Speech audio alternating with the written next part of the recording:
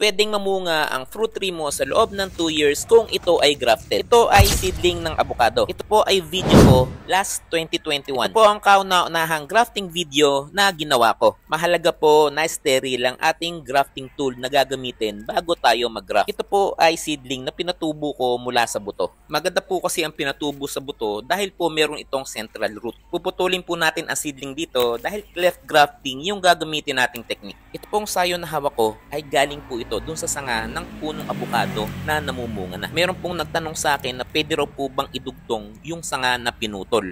Pag po idinugtong ninyo yung sanga na tinanggal nyo na, natural, mag-graft din po ito, didikit din po ito doon sa sanga na pinagputulan ninyo. Kaya lang po, wala rin pong mangyayari kasi iyon din po yung sanga nun, matagal din po itong mamumunga. Katulad lang din ng ordinaryong seedling na hindi grafted.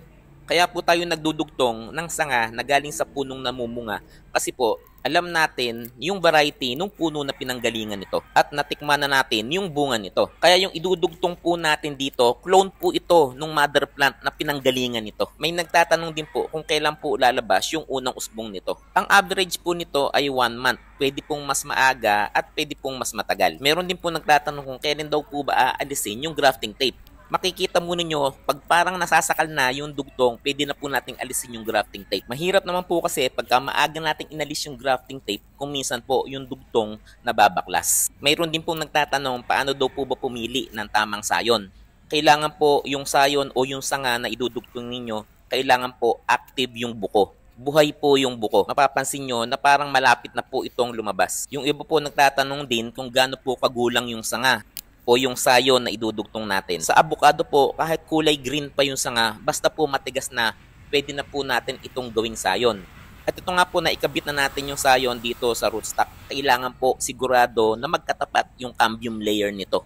Ang cambium layer po ay yung nasa pagitan ng kahoy at ng balat. Pag hindi po nagtama yung cambium layer ng rootstock at saka nung sayon, nakalalamang po na hindi magiging successful yung ating dugtong. Dito po sa sayon, gagawa lang tayo ng wedge cut at ikakabit po natin dito sa rootstock na biniyak natin. Tapos po, tatalian natin ito ng grafting tape. Ang grafting tape po ay kahit na anong plastic na elastic at matibay. Siguraduhin po natin, pag tinali natin yung grafting tape, masikip po ito na hindi uuga yung sayon dito sa rootstock. Pag hindi kasi masikip yung pagkakatali natin ng grafting tape, nakalalamang na hindi rin magiging successful yung graft natin. Yung grafting tape po na ginamit ko dito ay yung pong cling wrap na pinutol ko na 1 inch ang lapad. Pero available din naman po yung mga grafting tape dito sa TikTok. Pwede nyo rin gamitin yung plastic ng yelo. Pero habang pinapractice nyo ang grafting, kayo na rin po makakadiscover kung aling grafting tape ang hiyang sa inyo. Ito pong cleft grafting technique, pwede po ninyo itong gamitin sa lahat ng klase ng halaman. Meron lang pong pagkakataon na hindi nagiging successful yung mga halaman na madagta, kagaya po ng langka. Kaya po yung iba, ang ginagamit na technique sa langka ay yung tinatawag na approach grafting. Dinudugtong nila yung sanga ng namumungan langka nang hindi ito pinuputol sa mother plant.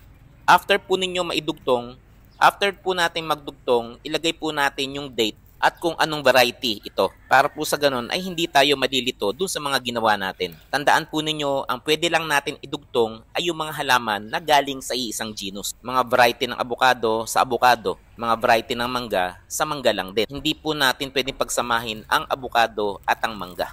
Ang genus po ng mangga ay Mangifera indica na galing sa family ng Anacardaceae. Ang genus naman po ng avocado ay Persea na galing po sa family ng Lauraceae. Kung gusto po ninyong matutunan ang mga species ng halaman, family at genus nito, mag-follow po kayo kay Sir Ethan Hernandez. Isa po siyang licensed forester, plant researcher, entrepreneur at content creator. Sa grafting po kasi mahalaga rin na naiintindihan natin ang species at variety ng mga halaman para po tayo makapagdugtong.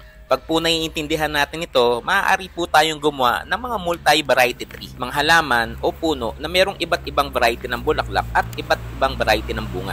After a month, pwede nang maging ganito ang mga grafted na seedling mo. Pwede mo nang alisin yung plastic na suklob pero huwag mo muna nga alisin yung balot na grafting tape. Kung gusto nyo pang matuto ng iba't ibang klaseng grafting technique, i-follow mo ako dito sa TikTok, i-follow mo na rin ako sa FB, mag-subscribe sa aking YouTube channel, at sumali ka na rin sa Pinoy Grafters Learn Grafting Techniques Group.